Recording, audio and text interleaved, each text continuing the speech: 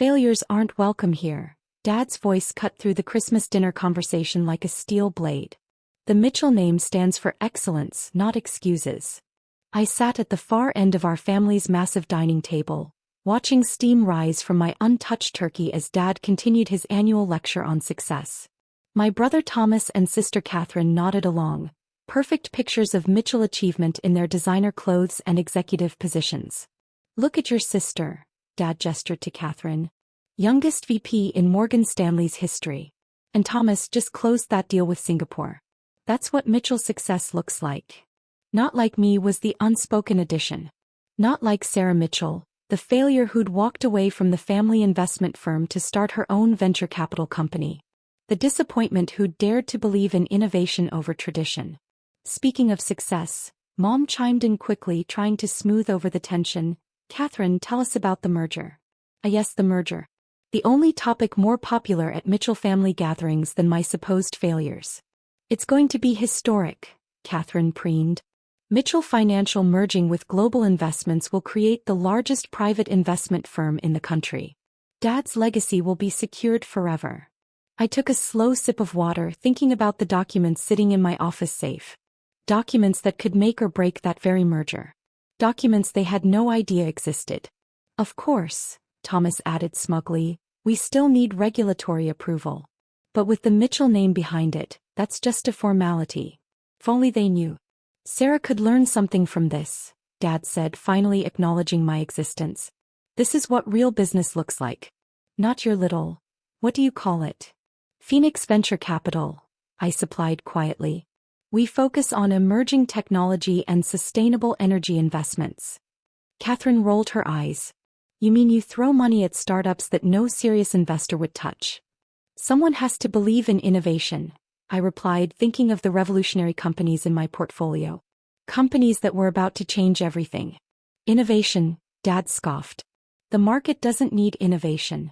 It needs stability, tradition, proven methods."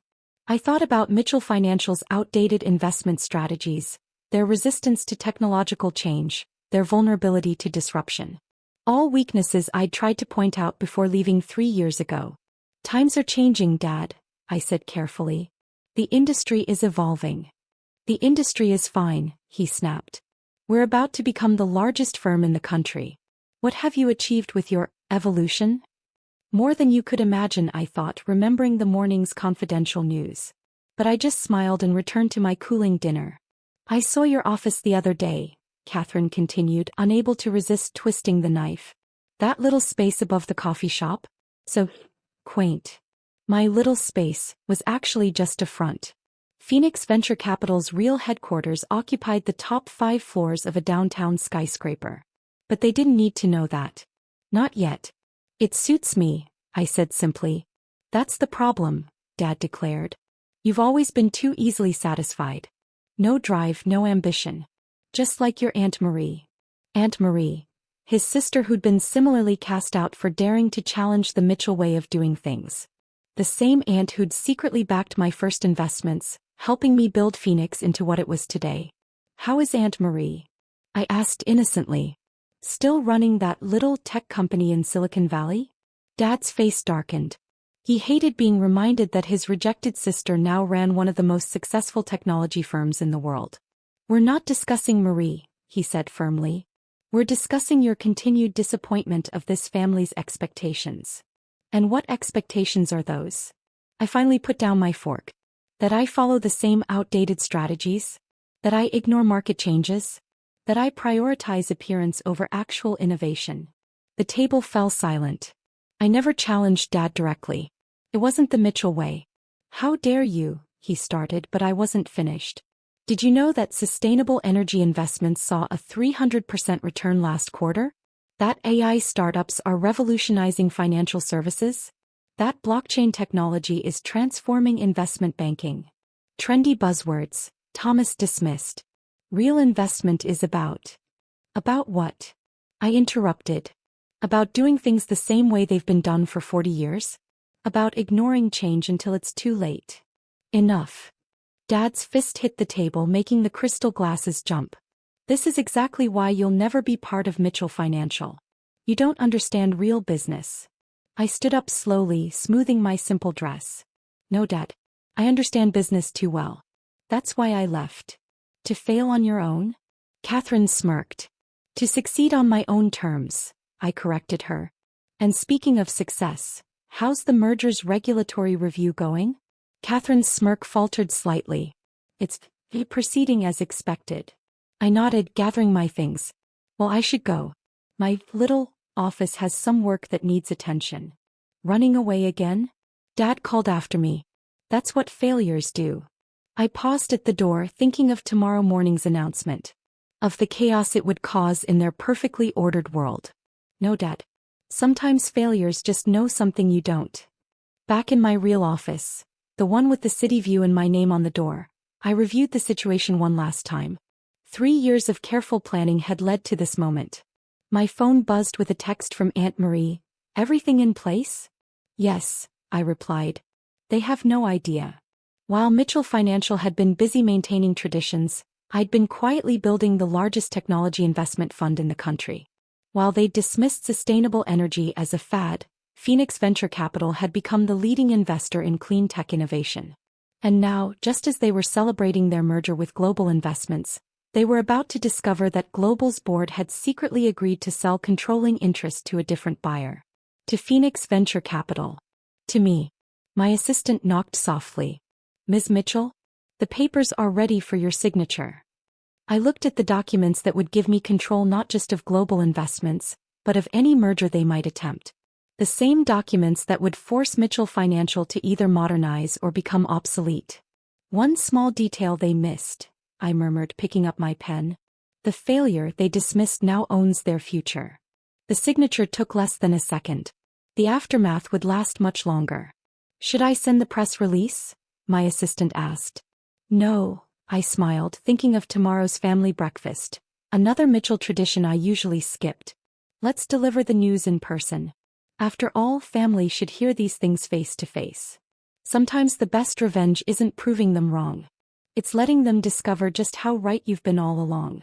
The Mitchell family breakfast was a monthly ritual that I'd skipped for the past 3 years. But this morning, as I rode the elevator to the private dining room of the city's most exclusive club, I knew my attendance would be unforgettable. Ms. Mitchell, the maitre d' greeted me with a respect I'd never received here before. Your family is waiting. And congratulations on the global acquisition. News traveled fast in financial circles. The morning papers had broken the story. Phoenix Venture Capital acquires Global Investments in surprise move. The business channels were already speculating about what this meant for the Mitchell Financial merger. They were about to find out. I heard my family before I saw them. Dad's confident voice carrying across the room as he held court at our usual table. The regulatory approval is just a formality now, he was saying. By next week, Mitchell Financial will be. He stopped mid-sentence as I approached. The whole table fell silent, taking in my appearance. No more simple dresses and minimal makeup. Today I wore power, a perfectly tailored Chanel suit, grandmother's pearls, quiet confidence that came from real success rather than inherited position. Sarah. Mom's voice was uncertain. We didn't expect. Clearly, I said, taking the empty seat at the head of the table, Dad's usual place. But given the morning's news, I thought we should talk. Catherine was frantically scrolling through her phone, her face growing paler by the second. Thomas was already on a call, speaking in harsh whispers about emergency board meetings. What news? Dad demanded, still operating in his bubble of Mitchell superiority. I pulled out the morning's Financial Times and placed it on the table. The headline said everything. Phoenix acquires Global. Mitchell merger in jeopardy. What is this? Dad grabbed the paper. This can't be right. Global is merging with us. No, I corrected him gently. Global was negotiating with you. But as of midnight last night, Phoenix Venture Capital owns 51% of Global's shares. Any merger would require my approval. The silence that followed was absolute. Even the ambient noise of the dining room seemed to fade away as my family processed what this meant. You. Catherine whispered. Your little startup bought Global? Phoenix Venture Capital is hardly a startup anymore, I replied, accepting a coffee from the hovering waiter. We're the largest technology investment fund in the country. Something you'd know if you ever bothered to look beyond your own assumptions. This is impossible, Dad's voice shook with rage. You can't have that kind of capital. You're just a failure. I finished for him. The disappointment? The one who didn't understand real business. I opened my briefcase and began laying out documents. Proof of Phoenix's holdings, our technology patents, our market position. While you were all celebrating tradition, I was building the future. While you dismissed sustainable energy as a trend, we became industry leaders. While you ignored technological innovation, we invested in companies that are transforming finance. But your office, Catherine sputtered. That tiny space above the coffee shop. A front, I smiled. Meant to keep people from looking too closely while we built something real. You'd be amazed what you can achieve when no one's watching. Thomas finally ended his call, his face ashen. The board just confirmed it. She owns Global. We can't complete the merger without her signature. Dad's hands were trembling as he reached for the documents. How? He demanded. How did you do this without us knowing? The same way Aunt Marie built her tech empire while you weren't looking, I said. By understanding that the future belongs to those who can see it coming. Marie, he spat the name like a curse. She helped you with this? She believed in me, I corrected him. Like she believed in innovation, in change, in building something meaningful rather than just maintaining appearances. What do you want? Mom asked quietly. Money? Position? Your old place at Mitchell Financial? I laughed softly. I have money. More than Mitchell Financial's entire portfolio. I have position. CEO of the most innovative investment firm in the country. What I want is something different. Name it, Dad said, his voice hollow. Change. I spread out my vision for the merged companies. Mitchell Financial needs to evolve. Embrace technology, sustainable investment, actual innovation. No more relying on old methods and older connections. You're trying to destroy everything we've built, Catherine accused. No, I met her eyes steadily. I'm trying to save it. The finance world is changing. Either Mitchell Financial changes with it, or it becomes obsolete. And if we refuse? Dad challenged, though his voice lacked its usual authority.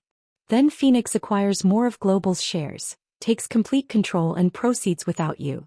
Mitchell Financial becomes exactly what you feared, irrelevant. The threat hung in the air like smoke, choking their pretensions of superiority. You planned this, Thomas realized. All of it. The quiet office, the modest appearance. I learned from the best, I smiled. Isn't that what you always said, Dad? A true Mitchell knows how to play the long game. Dad stared at me like he was seeing me for the first time. Gone was the daughter he'd dismissed as a failure.